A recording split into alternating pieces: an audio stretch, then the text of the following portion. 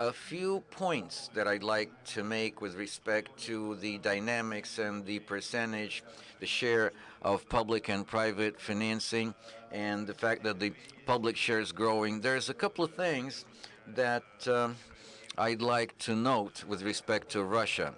Number one is that the government spending on innovations will not be reduced. And if you take the specific numbers of the budget financing in line with percentage to GDP compared to international numbers, we are more or less in line with the standards in developed countries. The problem we have is that this share of private financing with the same public financing will not be reduced. The private share should grow um, um, manifold.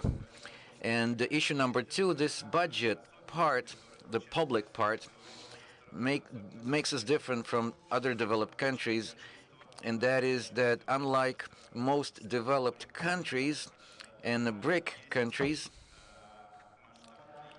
we have a large-scale portion of fundamental science, something that the government should spend on. However, the proportion of the fundamental science sector, while we're saying that a lot of money is being spent on science, the innovation results are not as palpable. So most of the financing goes to fundamental science, not applied science. This is indeed an area where innovations grow, and the part of the governmental R&D spending are there, but they all go to the innovative sector, commercialization, applied research.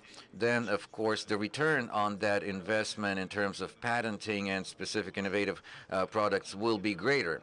This is not true for Russia, but the sector that is still small in terms of public support, but the support in terms of innovation activities, this is something that we should pay more attention to. And I've always support this, and I support what the experts have said with respect to the need to dramatically increase financing on early stages of R&D. I believe most people will agree, and not just Sergei Gennadievich.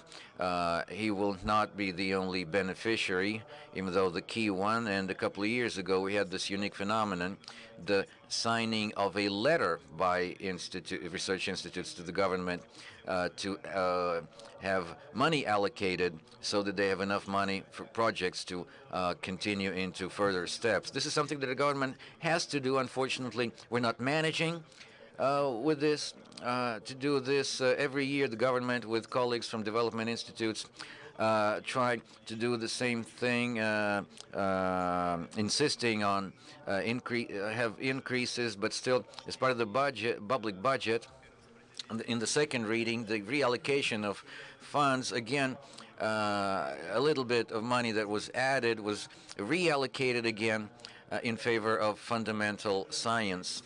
So we support fundamental science as much as we can, but again, fundamental science as such is supported at the expense of commercialization, something we would like to avoid.